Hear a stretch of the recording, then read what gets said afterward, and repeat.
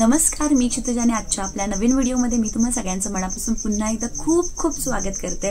तर भरपूर दिवसांनी आपण पुन्हा एकदा क्वेश्चन अँड आन्सर्सचा व्हिडिओ जो आहे तर तो बनवतोय, कारण तुमचे भरपूर कमेंट्स आले होते, तुमचे भरपूर मेसेजेस आले होते आणि त्याच्यासाठी म्हटलं की एक सेपरेट, कारण मी भरपूर क्वेश्चन्स काढलेले आहेत जे की काही पर्सनल लाईफवरती डिपेंड आहेत किंवा काही माझ्या करिअरवरती आहेत किंवा काही फॅमिली लाईफ रिलेटेड आहेत। तर वेगवेगळ्या कॅटेगरीमधले वेगवेगळे प्रश्न मी तुमचे घेतलेले आहेत आणि त्याची उत्तरं मी तुम्हाला आज डिटेलमध्ये देणार आहे। तर व्हिडिओला सुरुवात करण्याच्या आधी सगळ्यात पहिला, अजूनपर्यंत जर तुम्ही चॅनलला सबस्क्राइब नसेल केलं तर प्लीज चॅनलला सबस्क्राइब करा, सोबतच जी बेल आयकॉन दिसते ना तर ती पण हिट करा, म्हणजे आपला नवीन व्हिडिओ आला की त्याची नोटिफिकेशन आहे तर ती लगेचच तुम्हाला मिळून जाईल।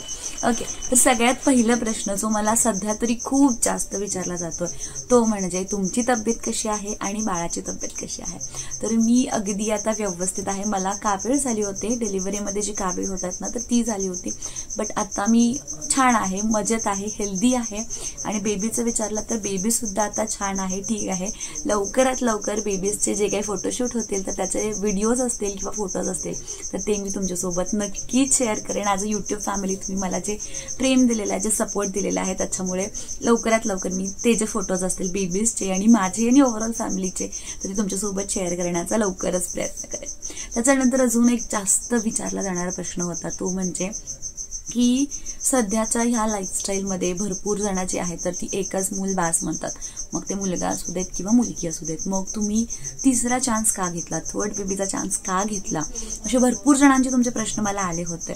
तर आय थिंक मला 2 मुली आहेत, तर माझी अशी खूप इच्छा होती की मुलगी मुलगा दोन्ही मला असाव्यात आणि मला यावेळेला स्ट्रॉंगली वाटत होतं, मला माझ्या मिस्टरांना दोघांनाही स्ट्रॉंगली वाटत होतं की यावेळेला आपल्याला बेबी बॉयच होणार आहे, त्यामुळे आम्ही हा चान्स घेतला आणि एव्हरीथिंग वॉज अनप्लॅन्ड, असं काही प्लॅनिंगचं काही नव्हतंच आणि त्यामुळे खूप स्ट्रॉंग फिलिंग होती की बेबी बॉय होईल आणि व्हावा अशी आमची इच्छा होती आणि तीच आम्ही आमच्या गुरूंकडे म्हणजे आमच्या माऊलींकडे आम्ही ती मागितली होती आणि त्यामुळे देवाच्या आशीर्वादाने जे आहे तर ते बेबी बॉय झाला आणि आय थिंक ही माझी इच्छा होती त्यामुळे मी घेतला। आणि प्रत्येकाची वेगवेगळी लाईफस्टाईल असते, प्रत्येकाचे विचार वेगवेगळे असतात, त्यामुळे प्रत्येकाची आवड निवड किंवा चॉईसेस जे असतील तर ते वेगवेगळे असू शकतात। बट येस, मला असं वाटत होतं की 3 बेबीज मी सांभाळू शकते पर्सनली, मेंटली आणि फायनान्शियली सुद्धा, तर त्यामुळे ह्या सगळ्या गोष्टींचा विचार करून हा जो डिसिजन होता तर तो मी घेतला होता। त्याच्यानंतर अजून एक तुमचा प्रश्न की तुमच्या दिवसाची सुरुवात कशी होते। आता दिवसाची सुरुवात अशी काय म्हणजे स्पेसिफिक हेच होतं सकाळी उठल्या उठल्या असं काहीच नसतं, कारण बेबीजच्या अकॉर्डिंगली जे काय असेल ते किंवा मला कशी जाग येईल किंवा त्या अकॉर्डिंगली माझं काम कसं असेल त्या अकॉर्डिंगली कधी कधी तर सकाळी मी लवकर उठते, 5-6 वाजता रेकॉर्डिंग करायची असतील आणि कधी कधी जर बेबीज रात्री रडत वगैरे असतील तर मग मी वेळानं पण उठते, 9:30-10 वाजता पण उठते। त्यामुळे असं काही स्पेसिफिक डेली रुटीन असते असं नाही, प्रत्येक दिवस नवीन चॅलेंजेस घेऊन आलेला असतो आणि नवीन गोष्टी घेऊन आलेल्या असतो, त्यामुळे प्रत्येक दिवसाची सुरुवात जी आहे माझी तर ती वेगवेगळीच असते। त्याच्यानंतर अजून एक प्रश्न होता की तुमचं इन्स्पिरेशन कोण आहेत। आता इन्स्पिरेशन म्हणायला गेलं तर मी भरपूर लोकांना फॉलो करते, जसं की भरपूर लोकांचा मी कॉन्टेंट कन्झ्युम करते, यूट्यूबवरती असेल किंवा सोशल मीडिया प्लॅटफॉर्म्सवरती असेल किंवा इंडिव्हिज्युअल एखादी व्यक्ती म्हणून, तर असं काही स्पेसिफिक एखादी व्यक्ती नाही आहे। तर जे काही व्यक्ती त्यांच्या आयुष्यामध्ये बेटर केलेलं आहे, काहीतरी वेगळं केलेलं आहे, जगावेगळं केलेलं आहे, तर अशी कुठलीही व्यक्ती ती छोटी असू देत किंवा मोठी असू देत, ही सगळ्या व्यक्ती ज्यांच्याकडून काहीतरी शिकण्यासारखं आहे तर सगळ्यांकडेच मी ॲज अ इन्स्पिरेशन बघते आणि नक्कीच त्यांना किंवा त्यांनी त्यांच्या लाईफमध्ये जे अचीव्ह केलेलं आहे तर मी तसं सेम माझ्या लाईफमध्ये काय करू शकते, तर याच्यासाठी मी थोडाफार विचार करते।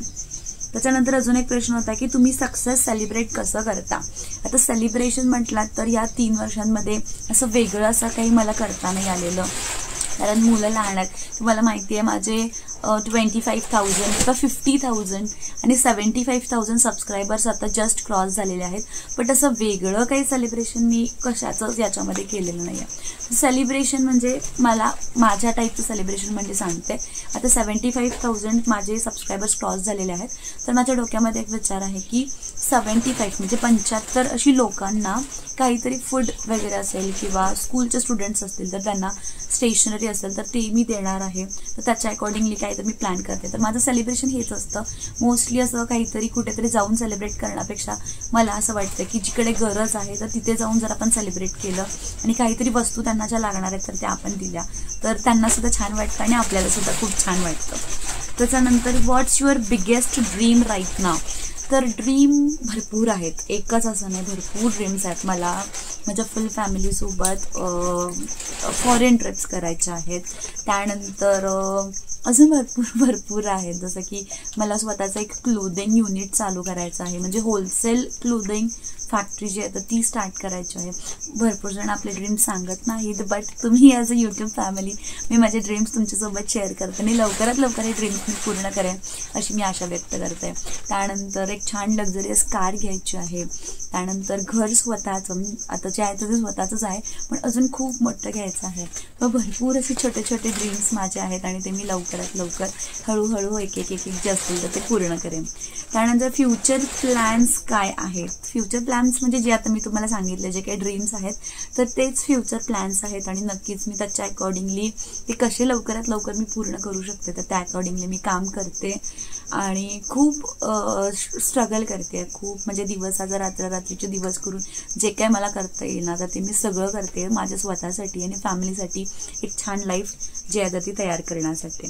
त्यानंतर अजून एक प्रश्न होता की यूट्यूबवर कॉन्टेंट आयडियाज कुठून मिळवता. तर यूट्यूबवर कॉन्टेंट आयडियाज भरपूर कॉन्टेंट क्रिएटर्सना मी फॉलो करते तर तिकडून पण मला काही आयडियाज येतात. तुमचे वेगवेगळे कॉमेंट्स येतात तर तिकडून पण मला काही आयडियाज येतात आणि AI टूल्स मी वापरते तर त्यामुळे AI थ्रू सुद्धा मी कॉन्टेंट क्रिएशन असेल किंवा भरपूर वेगवेगळ्या गोष्टी असतील कॉन्टेंटशी रिलेटेड तर ते मी AI यूज करून क्रिएट करते. What is your video editing setup tools. असं काही वेगळं असं नाही आहे. सध्या मी गावी आलेली आहे, एक स्टँड लावला आहे आणि एक असं विंटेज टाईप बॅकग्राऊंड सिलेक्ट केलं आहे आणि इकडे मी बसलेली आहे. कारण इकडे सुद्धा इथे एक घर आहे, इकडे मागे एक घर आहे तर दोन्हीकडे मला शूट करता येत नाही. इकडे बाळ झोपल्यात, इकडे आजोबा झोपल्यात, त्यामुळे मी इथेच बसले. त्यामुळे असं सेटअप असा माझा काहीच नाही आहे. तिकडे घरी एक स्टुडिओ मी आता जस्ट तयार करते आहे तर लेट्स सी. आता आम्ही गावी आलो त्यामुळे 1 महिन्यामध्ये मिस्टरांना सांगितलं आम्ही यायच्या आधी रूम तयार करून घ्या कारण आम्ही आल्यावरती पुन्हा ते सिमेंट वाळू वगैरे काय घरामध्ये पसारा नको. त्यामुळे लवकरात लवकर स्टुडिओ रूम आपले तयार होईल आणि ती झाल्यानंतर मी तुम्हाला नक्कीच दाखवेन. पण सध्या माझ्याकडे काहीच सेटअप नाही आहे. माझे 75,000 सबस्क्रायबर्स जे आहेत तर ते फक्त एक स्टँड आणि हा माझा फोन आहे तर हा फोन मी यूज करते. बट आता माझा भाऊ आला आहे आणि त्याचा फोनला छान क्लॅरिटी आहे तर त्यामुळे मी त्याचा फोन जो आहे तो यूज करते. ॲक्च्युली मला एक फोन पण घ्यायचं आहे पण माझी तेवढी धाडच होत नाही कारण आय थिंक माझं सध्या तरी या फोनवरती काम जे आहे तर ते भागतंय, छान क्लॅरिटी येते. हां कधी तरी आता इकडे गावाकडे आल्यापासून थोडासा ब्लर दिसत आहे, डोंट नो वाय, पण मी ते थोडंसं चेक करून घेईन. पण अशी काही फारशी गरज नाही आहे. पण येस जर तसं मला वाटलं कधी तर मी मोबाईलसुद्धा घेऊ शकते. बट मोबाईल जो आहे तो मी माझा जो रेग्युलर यूजचा मोबाईल आहे तर तोच मी सध्या वापरते. त्यामुळे असं काही फॅन्सी सेटअप तरी माझा आता सध्या तरी नाही आहे. त्याच्यानंतर एक सक्सेसफुल यूट्यूबर होण्यासाठी काय क्वालिटीज लागतात. कन्सिस्टन्सी, पेशन्स आणि कंटिन्युअसली तुमचं चॅनल जे आहे ते चालू ठेवायचं. Never give up, positive thoughts ठेवायचे. त्यानंतर कॉमेंट्स वगैरे काय असतील किंवा लोक काय बोलतील, मला कोणीतरी हसेल वगैरे या गोष्टी असतील तर त्या अजिबात लक्ष द्यायचं नाही. लोकांच्या बोलण्याकडे किंवा कोण काय बोलेल याच्याकडे अजिबात लक्ष द्यायचं नाही. स्वतःचं काम जर व्यवस्थित असेल ना तर सगळ्या गोष्टी पॉसिबल होतात. त्यामुळे स्वतःकडे तुमच्या कामाकडे फोकस करा, सगळ्या गोष्टी एकदम सॉर्टेड राहतील. तुम्हाला निगेटिव्ह कमेंट्स आल्यावर काय वाटतं. निगेटिव्ह कमेंट्स आल्या की खरं तर कसं सांगायला गेलं तर ते कॉमेंट्सवरती डिपेंड करते. बट मला प्रचंड राग येतो बट आपण काही करू शकत नाही. त्यामुळे मी कधी कॉमेंट्स डिलीट करते आणि कधी मी त्या भाषेमध्ये त्यांना उत्तरही देते. म्हणजे त्यांची जी भाषा आहे तर त्याच भाषेमध्ये मी त्यांना उत्तरं देते. त्यानंतर कारण इग्नोर करणं हे मला नाही पटत. तसंला उत्तर जे आहे तर ते दिलंच पाहिजे. कारण भरपूर एक व्यक्ती आहे माझ्या चॅनलवरती कंटिन्युअसली कमेंट करतात. मी आता त्यांचं नाव घेत नाही पण प्रत्येक व्हिडिओला काही ना काहीतरी नवीन कमेंट असते निगेटिव्ह आणि काही ना काहीतरी खोट काढायचा प्रयत्न करतात. त्यामुळे मी त्यांना त्याच भाषेत उत्तर देते. बाकी मला फारसे असे निगेटिव्ह कमेंट्स माझ्या चॅनलवरती येत नाहीत, एक व्यक्ती सोडली तर. त्याच्यानंतर अजून एक आहे तुमचा फेवरेट यूट्यूब व्हिडिओ कोणता आहे आणि का. तर असं काही फेवरेट यूट्यूब व्हिडिओ असं नाही आहे कोणता. भरपूर आहेत जे लोक त्यांच्या व्हिडिओच्या माध्यमातून इतर लोकांना मोटिवेट करतात, कॉन्फिडन्स देतात, काहीतरी शिकवतात, स्किल्स शिकवतात. हे सगळे यूट्यूबर्स माझे फेवरेट आहेत आणि यांच्या सगळ्यांच्या व्हिडिओज जे असतील तर ते मला खूप जास्त आवडतात कारण मी सुद्धा अशा व्हिडिओजमधून भरपूर नवीन गोष्टी शिकत असते. त्याच्यानंतर नेक्स्ट क्वेश्चन, घरून काम करताना टाइम मॅनेजमेंट कसं करता. तर टाइम मॅनेजमेंट तेच मी तुम्हाला सांगितलं. माझं काय असं स्पेसिफिक या वेळेला हे गोष्टी होतील असं काहीच ठरलेलं नसतं. जसं माझं रुटीन्स आहे पाण्यासारखं आहे माझं. सध्या जिकडे प्रवाह जाईल ना तर तिकडे त्या दिशेने जायचं आणि व्यवस्थित स्वतःला ॲडजस्ट करून घ्यायचं. जे माझी मुलं आहेत तर ती त्यांच्या अकॉर्डिंगली मला सगळ्या गोष्टी मॅनेज कराव्या लागतात. म्हणजे त्यांचं सकाळचं ब्रेकफास्ट असेल, त्यांचं दुपारचं जेवण असेल, रात्रीचं जेवण असेल, ह्या सगळ्या गोष्टी झाल्या. आधीमध्ये वेगवेगळ्या ॲक्टिव्हिटीज त्यांच्या सोबत मला कराव्या लागतात, वेळ द्यावा लागतो. तर 24/7 मी त्यांच्यासोबतच असते. कधी शूट वगैरे करते तर त्या दोघी आता दुपारी झोपलेत. तर थोडंसं मी काय केलेलं आहे सांगते. दुपारी बरोबर 2 वाजता, ठीक आहे, 2च्या टायमिंगला मी त्यांना झोपवते. दोघींना सवय केलेली आहे. आता छोटा बेबी आलाय ना, तर छोट्या बेबीची अजिबात काही टायमिंग नाही आहे. तो मला रात्रभर जागवतो आणि दिवसाचा तर तो झोपलाय निवांत, पण रात्रीचं मला खूप जागवतो. पहिले 7-8 दिवस काही त्रास नाही दिला, बट आता सध्या मला तो रात्रीचा खूप जागवतो आणि घेऊनच बोलतो मांडीवरती. तर बाळाला, छोट्या बेबीला आज 18वा दिवस आहे. 18 दिवस त्याचे पूर्ण झालेले आहेत आज. आणि या दोघींचं नाही, या दोघींचं रुटीन फिक्स आहे. स्लीपचं, झोपायचं रुटीन फिक्स आहे. रात्रीसुद्धा या 11-11:30च्या आसपास झोपतात. मोबाईल वगैरे मी काहीच नाही देत, लाईट्स ऑफ करते आणि छान गाणी म्हणते मी त्याच्यासाठी. तर त्या झोपून जातात. मग त्या झोपल्यानंतर जर काही काम असेल तर मी नक्कीच करते. सकाळीसुद्धा उठायच्या आधी जर मला जाग आली तरच मी उठते आणि मग गोष्टी मॅनेज करते. तर त्यामुळे असं काही टाईम मॅनेजमेंट असं काही यावेळेला हेच किंवा त्यावेळेला तेच असं काही नाही. आणि आय थिंक कुठल्याच गृहिणीचं असं काही नसतं.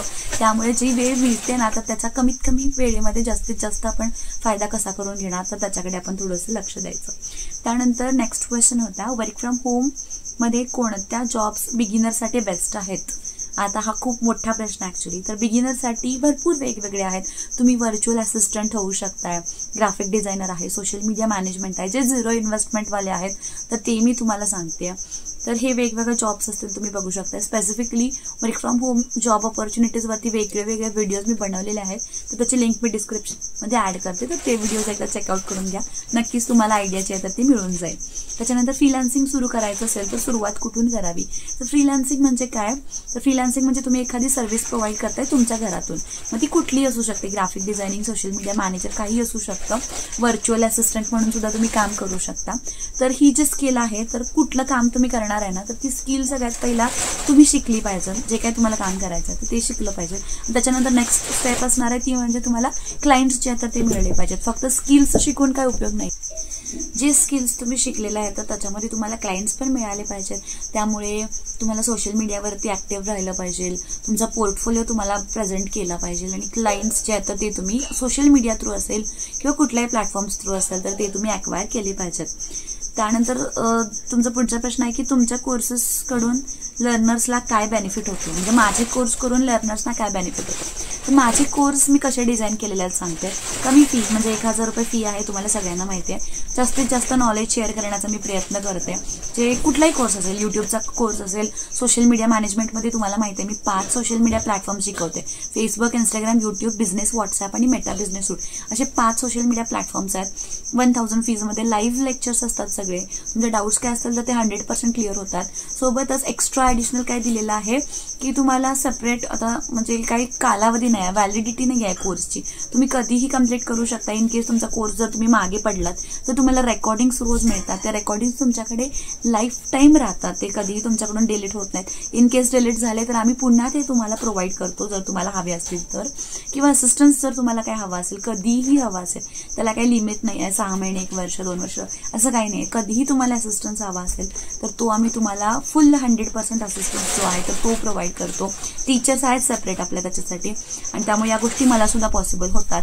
आणि नक्कीच हे वेगळं आहे. आय थिंक तुम्हाला इतकी जास्त व्हॅलिडिटी किंवा इतका असिस्टन्स कोणीच प्रोव्हाइड करणार नाही जितका आपण आपल्या कोर्स थ्रू जो असेल तर तो प्रोव्हाइड करतो. सोबतच प्रॅक्टिकल भरपूर गोष्टी आपण आपल्या कोर्स थ्रू शिकवतो. म्हणजे फक्त थेरॉटिकल गोष्टी नाही तर प्रॅक्टिकल गोष्टी सुद्धा, म्हणजे क्लायंट्स कसे मिळणार आहेत. सेपरेट वेबिनार्स आपण घेतो, फक्त कोर्स नाही आहे तर वेबिनार्स आहेत की जसं की ग्राफिक डिझायनिंग शिकल्यानंतर ग्राफिक डिझायनिंगचे क्लायंट्स कसे मिळणार आहेत तर तो पॉईंट महत्त्वाचा आहे, तर तो पण आपण कव्हर करतो. सोशल मीडिया मॅनेजमेंट शिकल्यानंतर ते क्लायंट्स तुम्हाला कुठून मिळणार आहेत, पोर्टफोलिओ कसा बनवायचा, तर या भरपूर गोष्टी ज्या आहेत तर त्या आपण कव्हर करतो. आणि आय थिंक तोच एक बेनिफिट, जास्त मोठा बेनिफिट आहे. त्यानंतर how do you get clients on social media management. तर सोशल मीडिया मॅनेजमेंटवरती क्लायंट्स कसे मिळतात, भरपूर जणांचे हे प्रश्न असतात. तर क्लायंट्स कसे मिळतात तर स्पेशली तुम्ही त्यांना मेसेज करू शकता. फॉर एक्झाम्पल तुम्ही तुमचं नीश ठरवायचं आहे, कोणत्या नीशमध्ये काम करणार आहे.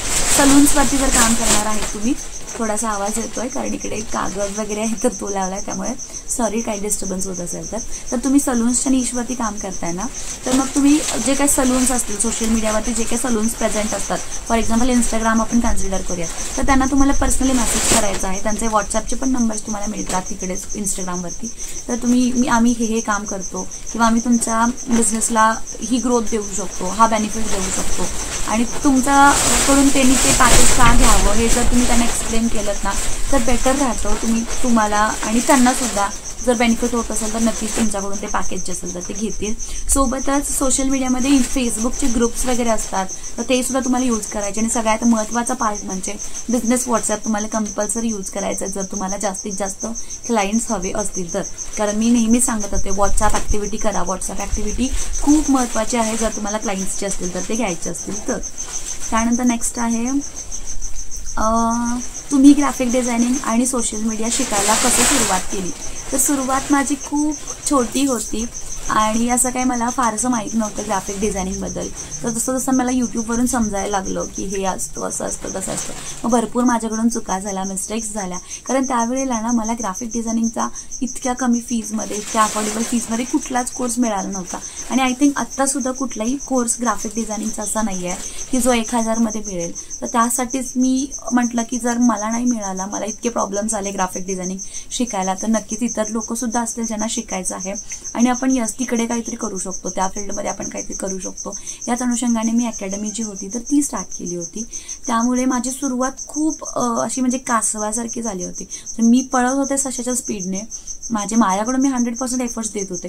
पण त्या फील्डसाठी, कारण ती फील्ड माझ्यासाठी नवीन होती, तर त्या फील्डसाठी माझी स्पीड जी होती तर ती टॉर्टायचीच होती. कारण गायडन्स असा प्रॉपर नव्हता आणि जशा गोष्टी समजतील, यूट्यूब होतं, तर जशा गोष्टी मला समजतील तर हळूहळू मी करत होते. ट्रायल एरर भरपूर माझ्या लाईफमध्ये झालेला आहेत ग्राफिक डिझायनिंगमध्ये. त्यामुळे आय थिंक मला भरपूर एक्सपिरियन्स आला की काय करायचं हे पण माहिती आहे आणि काय करायचं नाही हे पण माहिती आहे. त्याच्यानंतर नेक्स्ट आहे तुम्हाला तुमच्या करिअरमध्ये सर्वात मोठा चॅलेंज काय वाटतोय. आता सगळ्या गोष्टी चॅलेंजेसच आहेत, म्हणजे अगदी सकाळी उठल्यापासून रात्री झोपेपर्यंत भरपूर चॅलेंजेस मी फेस करत असते. तर आय थिंक कुठेतरी वर्किंग मॉम्ससाठी फॅमिली आणि फॅमिली आणि करिअर हे बॅलन्स करणं, मॅनेज करणं खूप जास्त चॅलेंजिंग असतं, पण इम्पॉसिबल असं काहीच नसतं. जर तुम्ही व्यवस्थित टाईम मॅनेजमेंट केलं, वर्क मॅनेजमेंट व्यवस्थित केलं तर सगळ्या गोष्टी एकदम सॉर्टेड असतात. त्यामुळे या गोष्टी आपण मॅनेज करू शकतो. What motivates you when you feel low. तर लो मला पण भरपूर वेळा वाटतं की सपोर्ट जितका हवा तितका कधी मिळत नाही असं वाटतं, किंवा मलाच का, माझ्यासोबतच त्या गोष्टी घडतात. तर कधी कधी भरपूर निगेटिव्ह कॉमेंट्स येतात, म्हणजे थॉट्स येतात, तर त्यावेळी लो भरपूर वेळा फील होत आहे. बट आय थिंक जे ड्रीम्स, जसं मी तुम्हाला सांगितलं, जे मी ड्रीम्स बघितलेले आहेत त्याच्यामध्ये काय काय आहे, फॉरेन ट्रिप आहे, कार घ्यायची आहे, क्लोदिंग युनिट चालू करायचं आहे, घर मोठं घ्यायचं आहे. तर हे जे ड्रीम्स आहेत ना, तर हे मला खूप पॉझिटिव्ह फील करतात की हे जर अचीव करायचं असेल ना तर तुला काम जे आहे तर ते केलंच पाहिजे. तर असं मला करतात ड्रीम्स माझे. त्यामुळे नक्कीच स्वप्न बघा, मोठी स्वप्न बघा आणि ती पूर्ण करण्यासाठी त्यांच्या मागून धावा. ऑटोमॅटिकली तुमची सगळी स्वप्न जी असतील तर ती पूर्ण होतील आणि तुमच्या लाईफमध्ये जे काही चॅलेंजेस किंवा जे काही अडथळे असतील ना ते ऑटोमॅटिकली निघून जातील. तर त्यानंतर ओके, संपले क्वेश्चन, सगळे संपले. तर हा व्हिडिओ तुम्हाला कसा वाटला किंवा तुमच्या अजून वेगवेगळे काही कॉमेंट्स असतील, काही प्रश्न असतील तर प्लीज कॉमेंटमध्ये मला नक्कीच मेसेज करा. मी नक्कीच त्याची सगळी उत्तरं देण्याचा तुम्हाला प्रयत्न करेन. आणि याच अजून एक होतं की जे काही रुटीन आहे 3 बेबीसोबतचं तर ते शेअर करा. तर लवकरात लवकर मी जे ते रुटीन आहे माझं ते शेअर करण्याचा प्रयत्न करेन. तोपर्यंत माझे हे व्हिडिओज तुम्हाला कसे वाटतात तर ते कॉमेंट करून मला नक्की सांगा. आणि जर व्हिडिओ आवडला असेल तर चॅनलला लाईक, शेअर आणि सबस्क्राईब करायला विसरू नका. अपडेट अशी होती की ग्राफिक डिझायनिंगचा जो कोर्स आहे तर तो 23 जूनला चालू होतोय. कॅनवाचा पण, म्हणजे मोबाईल ग्राफिक्सचा पण आणि फोटोशॉपचा पण सेम डेला 23 जूनला चालू होतोय. मग जर तुम्हाला इन्क्वायरी करायची असेल तर व्हॉट्सअप नंबर मी खाली देते, तुम्ही डायरेक्टली व्हॉट्सअप करू शकताय किंवा कॉल करू शकताय. इन्फॉर्मेशन जी आहे तर ती तुम्हाला मिळून जाईल. Thank you so much for watching. Keep supporting. Bye.